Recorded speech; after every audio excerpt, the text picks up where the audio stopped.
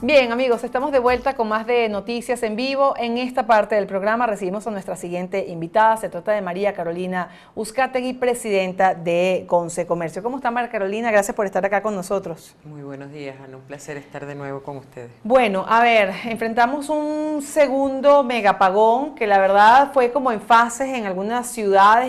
En Maracaibo ha sido prácticamente continuo. Ayer fue cuando comenzó a restablecerse el servicio eléctrico. Pero ¿cuáles han sido las consecuencias de este segundo apagón? Preparación del sector comercio, si se puede hablar de preparación, o por lo menos estar listos para una segunda contingencia, digamos, parecida a ese primer megapagón que enfrentamos todos los venezolanos y que vimos las consecuencias en el sector comercio. Sí, bueno, el día de, este segundo apagón, digámoslo así, fue diferente. Primero, como tú bien señalas, no fue general, no fue total como fue el primero, que de repente nos quedamos todo el país a oscuras. Este fue como que avanzando por sectores, había sectores que les llegaba, se los quitaban, y así eso permitió que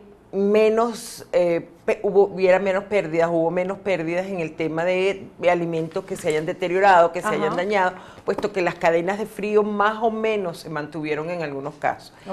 También influyó mucho el hecho de que los comerciantes, en vista de que apenas hace 2 semanas que pasó el apagón anterior, entonces por una parte no habían tenido tiempo de reponer suficientes inventarios y por otra parte temiendo que esto se volviera a repetir, como de hecho ocurrió y como presumimos que pueda ocurrir en cualquier otro momento. De hecho, el señor Maduro anunció que iban a haber racionamientos, etcétera, etcétera. Entonces, bueno, los comerciantes no se abastecieron de la misma manera en que lo habían hecho la vez anterior. ¿Cómo hicieron?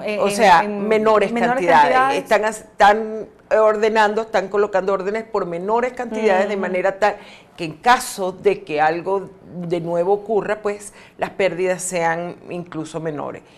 Y algo que yo no quiero celebrar, yo me niego a celebrar porque eso es el deber ser, así es como deben ocurrir las cosas, y es que no hubo hechos de violencia en ningún lugar del país.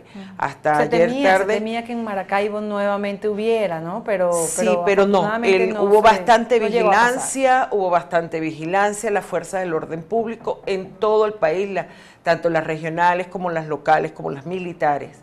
Salieron a la calle, había como una situación de control de la situación muy diferente, a la vez anterior, donde 10 entidades, conocemos todo el caso del Zulia, pero en realidad fueron 10 entidades las que fueron afectadas en el primer apagón por hechos violentos. En Falcón, en Mérida, en Anzoátegui, en Apure, Miranda, en Lara, en mayor o menor medida hubo situaciones, digamos, tensas y de violencia en 10 entidades del país. Pero en esta ocasión debemos decir y señalar, destacar con toda responsabilidad de que todo se mantuvo bajo control, las fuerzas del orden público actuaron como les corresponde hacer y no hubo hechos que lamentar en ese sentido.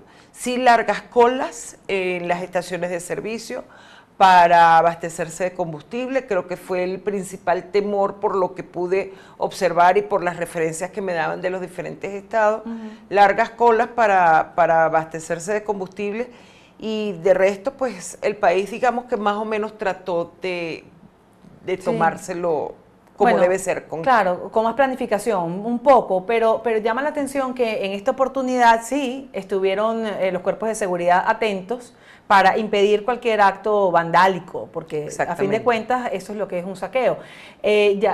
¿Por qué no ocurrió en la primera oportunidad? Estamos viendo, por ejemplo, en Estado Sur, le está comentando lo que usted misma vivió y quisiera que se lo refiriera a la audiencia, lo que usted vio, por ejemplo, en un hotel en Maracaibo, que no son productos alimenticios, no son productos de primera necesidad, que uno pudiera decir, bueno, caramba, hay hambre. No es justificable un saqueo bajo ningún concepto, pero cuando hay hambre, pues probablemente se pudiera comprender de alguna manera. En un hotel no hay forma de comprender que se puedan llevar. ¿Qué vivió usted? ¿Qué vio cuando fue a Maracaibo, que estuvo la semana pasada allí? Tuvimos la oportunidad de recorrer varios lugares, una distribuidora de alimentos, por ejemplo, donde se desmantelaron el hidroneumático, desmantelaron la planta eléctrica, se llevaron lavamanos, todo. Rompieron las paredes para poderse llevar sillas y mesas. Eso no es hambre. Eso no es hambre. Los archivos contables los tiraban al piso y los regaban. O sea, había como un deseo de destrucción en la gente, de verdad que es impresionante. Hubo otro lugar en el que fuimos, el hotel que te señalaba.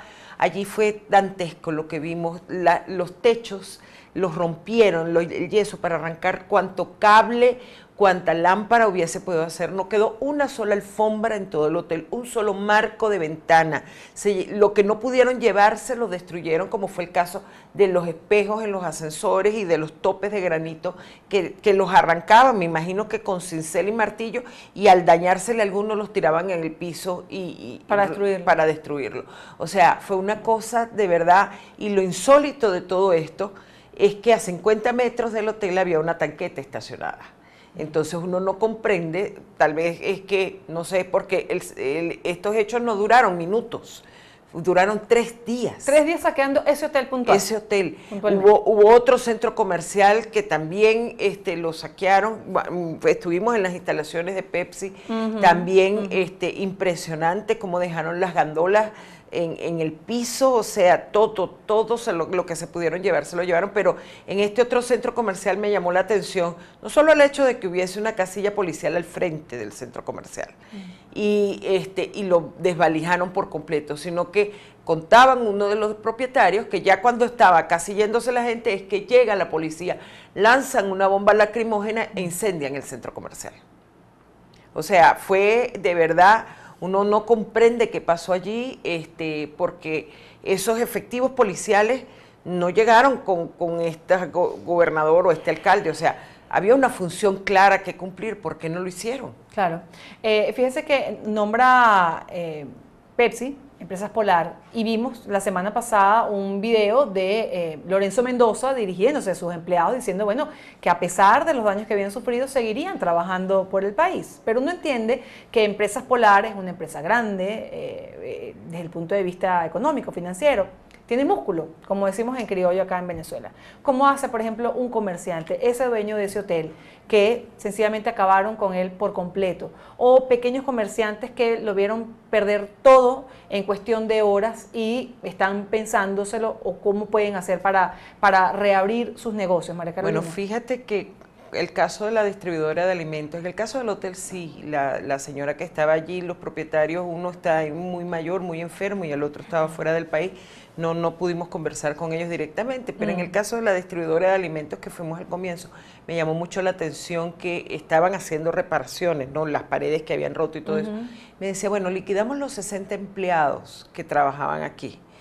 Se estima que más o menos hubo pérdidas o afectación de 5.000 puestos de empleo en Maracaibo, producto de esta situación, y que de ellos 2.000 no van a recuperar su trabajo, puesto que estamos hablando de cerca de un 40-45% de establecimientos que ya manifestaron que no tienen intención de volver a abrir sus puertas. ¿Cuánto porcentaje? 40-45%, más o menos 200 y tantos comercios. Entonces, pero ¿Solo en Maracaibo? Solo en Maracaibo. Te estoy hablando de este caso particular porque lo evidencié, lo caminé, lo vi. Entonces, me decía la señora de esta distribuidora de alimentos, liquidamos el personal, pero de todas maneras estamos haciendo las reparaciones, nos va a tomar un tiempo, pero nos vamos a volver a levantar, vamos a abrir nuevamente, porque es que esto es lo nuestro, no sabemos hacer otra cosa, ni nos vamos a ir a otra parte. Y me lo decía con lágrimas en los ojos. O sea, son hechos conmovedores, son hechos que te llevan a la reflexión sobre el nivel de compromiso, el nivel de creer, de fe en el país, de que esto se puede recuperar y que vale la pena seguir invirtiendo y vale la pena seguir apostando por Venezuela. Vamos a hacer una pausa y seguimos conversando con María Carolina Uzcategui, presidenta de Conce Comercio. Ya volvemos.